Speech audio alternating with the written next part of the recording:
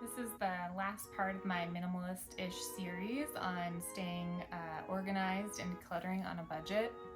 And this spot is honestly, I feel like the hardest to keep clean out of any of the ones that I've made videos on so far. It's my master bathroom. I say master bathroom, but it's just a very small ensuite bathroom.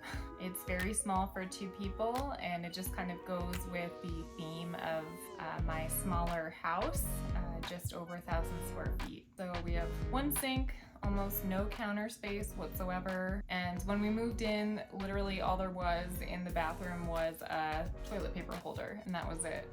So my husband had to install a towel bar and also like a hand towel holder as well when we moved in. And then recently we installed this shelf from IKEA so that we could hang our daughter's bathtub from it because we don't have a bathtub in the house. So this shelf's been great because not only can we hang our daughter's bathtub from it, but we can also put extra towels and things on top because again, we live in a small house and we don't have a linen closet either. So if you're new to my channel or my videos, hi, I'm Rebecca. I like to make videos on small space living, minimalism, living intentionally, frugality, and DIY, and also documenting my family's journey to get out of nearly $130,000 worth of debt. So welcome. So the first step in the decluttering and organization process is assessing what kind of the biggest trouble spots are in the space, what's working and what isn't, what are the biggest challenges in this space. For us in this space, that is definitely storage for our toiletries.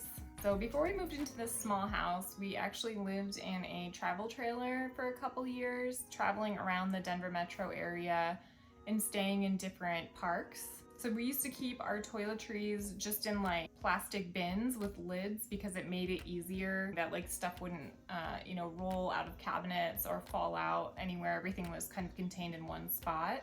So when we moved in and we took a look at our bathroom, we just have the one under sink cabinet. There's no drawers or anything like that. So for a long time, we just kind of kept our same storage system. We just stuck our little plastic bins in there and got stuff out when we needed it. And then eventually I bought these little freestanding like shelving units off of Amazon, but it's still just not a perfect system. Even with the little shelving units, it still sucked to like have to crouch down and like scrounge for whatever you needed and then bring it back up and then put it back away afterwards. It was just a lot of work. So step 2 for me when I organize and declutter is purging. And I feel like in the bathroom, like there's always stuff to purge, like stuff just accumulates and things that should get thrown out don't for some reason.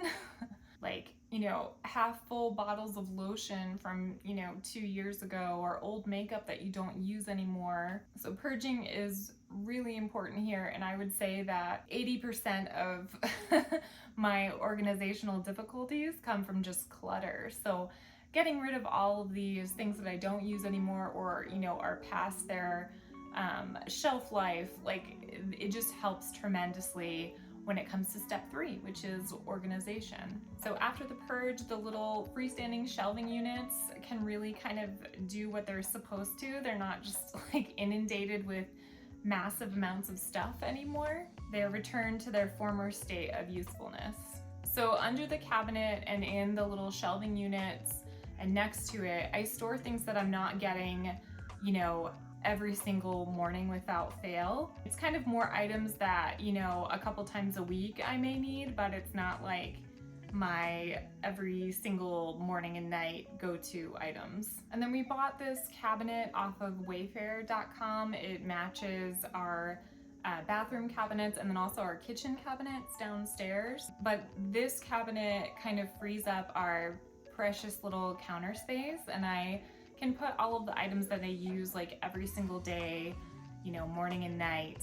All those items can go in there so that they're not crowding the counter, but they're still within easy reach. I don't have to like crouch down and find what I need. And then we also decided to make use of the area on top of the toilet tank. I just bought a little fabric bin from Target. It's a different size of like a similar bin that I have throughout my house for other purposes. That way, you know, the toilet paper is within easy reach too, but still, you know, it's kind of like a nice decorative touch, I guess.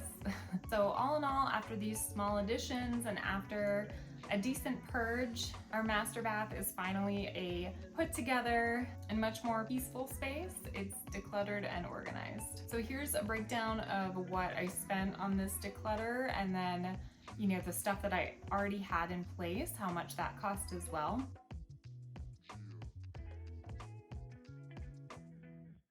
So it's not terrible. So this series has honestly been great for me. It may just be in my head, but I feel so much more like energized now as I go through my home. All these different trouble spots, you know, don't fill me with dread or anxiety anymore. And it's made me feel a little bit optimistic even about the new year, as cheesy as that sounds. And I really think that the, you know, minimalist-ish philosophy really came into play here. Just being super aware and conscious of what I'm bringing into my space, what I actually use every day, what's serving me and what isn't. That is what is going to prevent my cabinets and my organizational systems from getting cluttered again. And I know the after shots in this video and my previous videos, you know, aren't like super dramatic and, you know, like pristine or immaculate, but I do feel like they're realistic depictions of what decluttering looks like when you don't have a ton of money to spend on, like,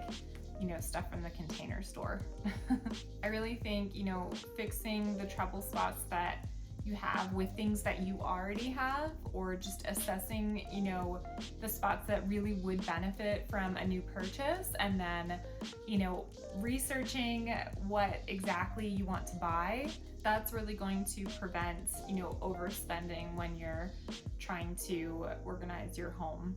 So as I mentioned in the first video of the series, minimalism and frugality, I feel like they are very symbiotic, complementary ideas. Two ideas holding hands, skipping down the same path. Sorry for that. So I'm planning on doing an updated home tour sometime in January, just with all of the new, you know, little organizational systems that I have in place, so that you guys can see what this has done for my small space altogether. And in that video, I'll do a total cost breakdown for all of the spots that I decluttered and organized in the video. Thanks so much for watching. I hope you're able to apply, you know, these same 3 steps that I've used in all the parts of this series to declutter and organize your home on a budget. Please like and subscribe if you enjoyed this, and I'll see you in the next video. Bye and Happy New Year.